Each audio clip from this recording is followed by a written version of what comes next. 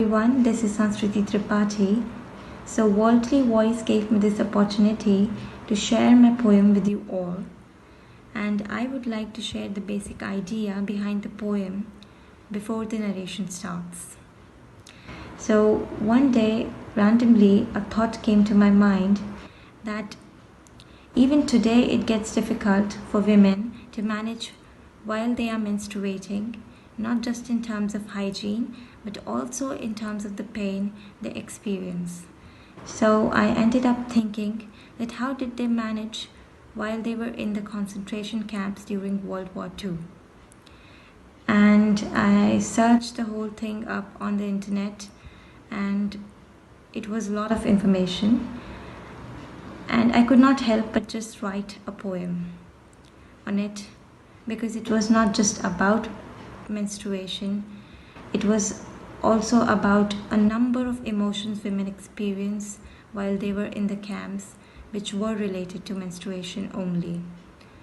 So I ended up writing a poem on it, and today I am sharing it with you all. So here it is. Hamburg, 1948, it is. A mansion it is, with an exquisite living room, with the snow outside, making the winters just more memorable, with paintings that reflect certain moments of my life and others, with the woodwork so fine that the walls shine, just like my life. My fingers play the soft notes, they play the piano. Slowly, I get lost in the music. Slowly, intensity comes to me with ease. I wear that typical notched collar shirt with wide leg pants, with my hair cut short, just the way I had always wanted. Just the way I had always wanted to live this era, to be classic and a modernist. I close my eyes and I play as I pass through the era, as the moment passes through me. The music brings back the time of which I can't be a part in reality. I play, and I play until I hear a voice, a child's voice. I play, and I play until I hear a child's laughter, until I hear the word Mom. I stop and I look back, confused, but happily and hopefully. I get up and I move forward in search of the voice.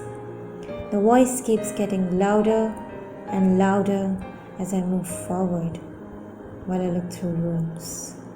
The voice keeps getting louder and louder as I move forward, but I can't find the child. All of a sudden, back I am on the chair, in front of the piano. Perplexed, I start playing again. This time, the tune is a bit mellow, but I enjoy it.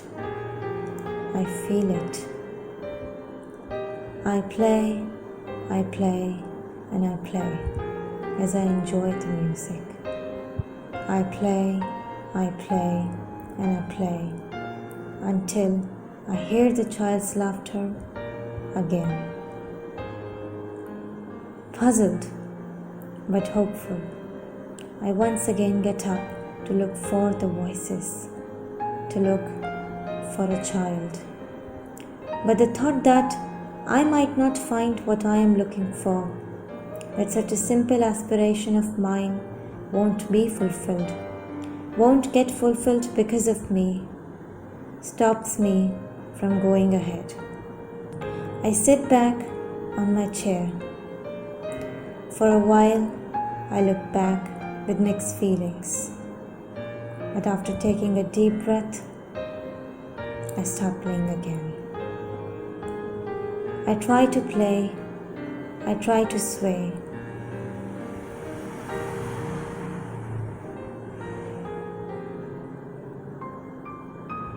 sway along with what my fingers express through music, through the piano, but I can't. I try to move ahead in my journey of expression, but I stop midway. The connection breaks midway. I feel a certain pressure, the pressure of being seen by numerous eyes, some afraid and some murderous. The pressure of my privacy getting threatened, of my dignity getting shattered into pieces. I feel an urge to hide my body, to wrap my hands around it, to save it from judgment, from the cold, from danger. My chair feels like a barbed wire, so attractive, so relieving amidst the pressure, but so painful. Like a barbed wire, it limits my vision, my very humane ambitions. All those eyes scoff at me and my body for being incapable of fulfilling the expectations of being a female, of being a woman. They scoff at me for being on the wrong side. I look at my legs, blood flows on them, a sign of wonder, a sign of joy flows on them. My fingers touch the blood coming out of my body. They wet themselves with it, with its red color, with its essence of womanhood, with my nature. I stare at my blood-soaked fingers. Beautiful they seem to me. I stare at my blood-soaked fingers with wet eyes, with a sense of joy. Joy is there, but so is the pressure of being seen. My blood, supposed to be hidden, to be repulsive, to be impure, is now being seen by 1,000 eyes. My blood must flow. It must not stop, they say. But it must not be exposed. It is a problem, they say. My hand shivers while I look around. My body shivers with shame, with guilt. I intend to hide my fingers, my legs, but I have nothing to hide them with. I have nothing to make myself feel less guilty, less ashamed. I look at my hands again. The blood, my blood, is gone. Gone with the joy it brought to me, but the shame is still there. It will always be there. The child's voice has stopped coming. It does not interrupt my music. I look back again with hope for the voices, but nothing except silence surrounds me. The silence scares me. It threatens my future. I don't know what is more agonizing, reality or living with a mirage, hope or acceptance. Whatever I choose, I am not acceptable anyhow, not fit enough to be on the other side. I don't know what is sadder, to bleed or not to bleed. My throat aches. I can't gulp down this lump of silence. My heart races. I breathe heavily while I continue to look back, while I scratch my thighs with my nails to release my anguish, my sadness, as I can't cry because I don't know how to. I look at my piano once again. I run my hands on it, but I don't dare to play anymore. I don't dare to imagine anymore because I am not allowed. I still try to fight this helplessness. I still try to play just one note, and I fail. My visions sink, so does my confidence, and I get up to leave this room and my Leaving my world behind, without knowing my destination, I go on. Not because of desire, but compulsion, I go on. Fearfully, anxiously, I walk inside my house while the floor hurts me. Tired, I move ahead, all alone, like others. I hear somebody banging my main door, wishing to throw me out of my beloved house. My broken belongings lie on the floor, with their pieces all scattered. But I can't pick them up. I have to leave them all behind. I walk, and I walk until I see a mirror. I stop to look at it, as its presence seems unusual to me. I run my hands on it to feel its smoothness, to admire its clarity, both of which are now rare for me and others. I look at myself carefully in the mirror. My skin looks dry. My hands, my body, all are emaciated. I touch my face, which looks like a withered flower.